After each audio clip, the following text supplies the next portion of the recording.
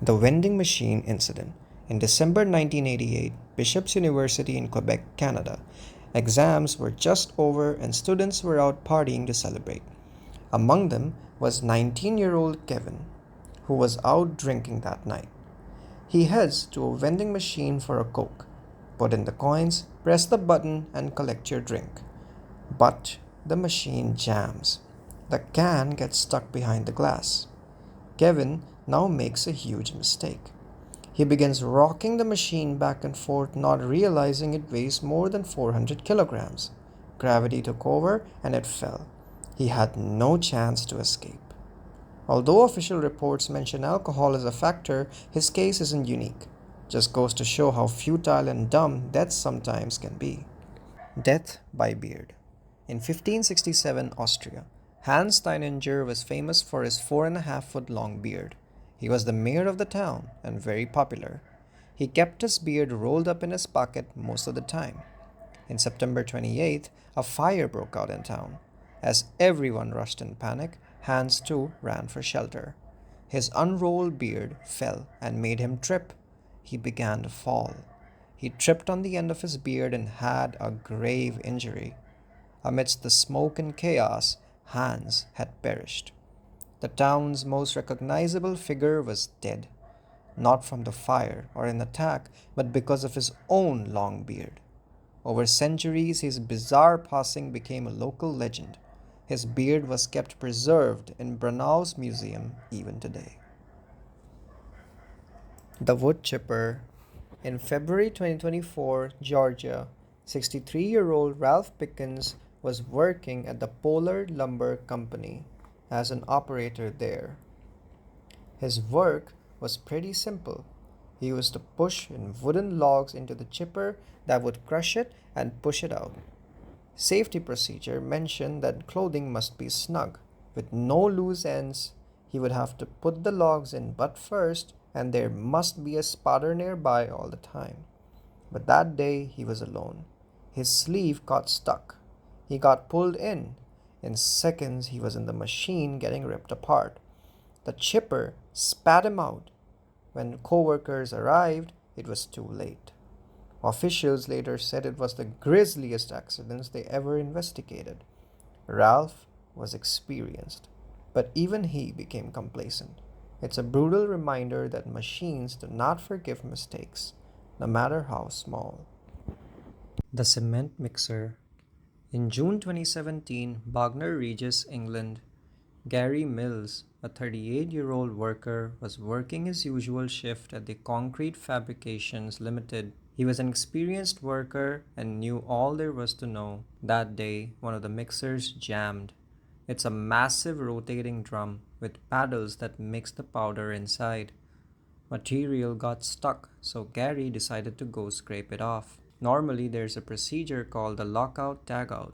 Shut the machine off, hang a tag so no one can restart it. It's a basic safety routine. But that morning, the plant was behind schedule. Gary left the panel active and climbed in. He started scraping the walls manually. A worker, unaware that someone was inside, came in and hit the start button. The mixing blades began churning Gary. He was crushed. When outsiders heard the screams, they stopped it, but it was too late. Inspectors from the UK HSR said no procedure was followed and no supervisors were present. As it was easily preventable, the firm was fined £700,000.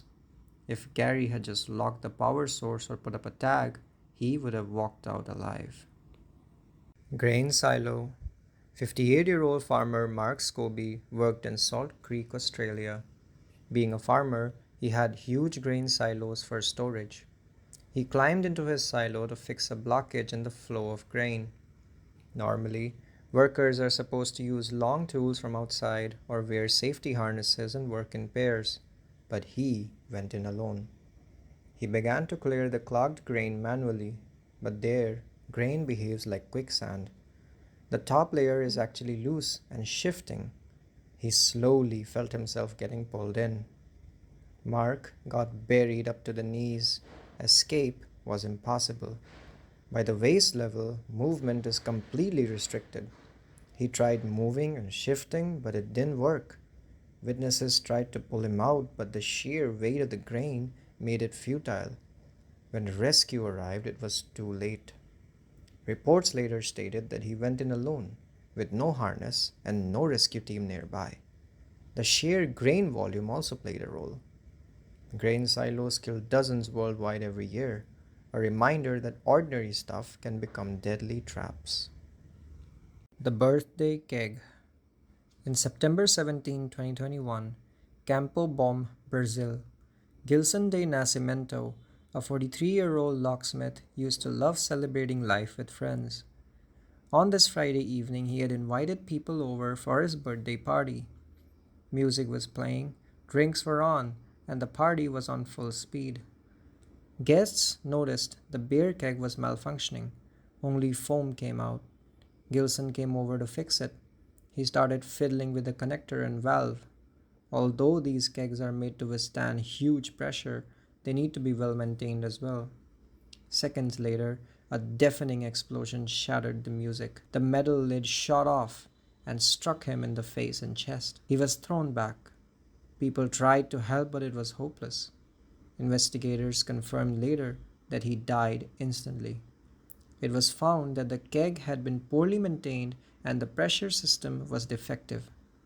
This story spread across the nation's news as an absurd, unbelievable death. The tragedy shook everyone as it could happen to anyone.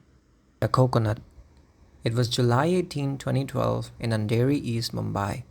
That morning, 27-year-old Rohit Jadhav was simply walking through his neighborhood.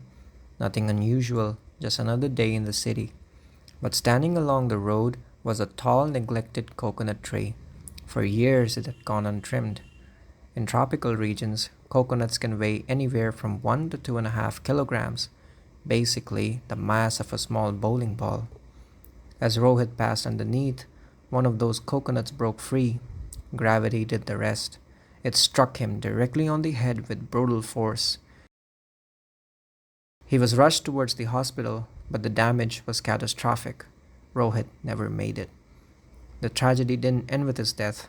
It sparked public outrage. Locals demanded to know why the city had ignored repeated complaints about dangerous untrimmed trees. Rohit's death became a case study in urban negligence, a reminder that sometimes the dangers of city life don't come from speeding cars, but something as ordinary as a coconut tree. The irony is that in India, coconuts are symbols of prosperity, but for Rohit, a single coconut meant the end of his life. Death by cactus. It was a hot afternoon in February 1982, Phoenix, Arizona, in the Sonoran Desert. David Grunman, 27-year-old, was out with his roommate for reckless fun. They had shotguns and an appetite for destruction. They pulled off the road near Lake Pleasant, where tall saguaro cacti grow. These cactus have grown for more than 200 years, but these two only saw target practice. He fired a few shots at a smaller cactus which split apart easily. Laughing, he turned his attention to a much larger one, a massive 26-foot tall saguaro cacti. He aimed his gun and shot at its base. The thick green flesh tore, oozing sap. He fired again. The second blast did it. There was a crack, and seconds later, a 200-pound arm snapped off and came crashing down directly at him. It crushed him instantly. His friend ran for help, but it was already too late. Grunman was dead. When news broke, the story spread fast.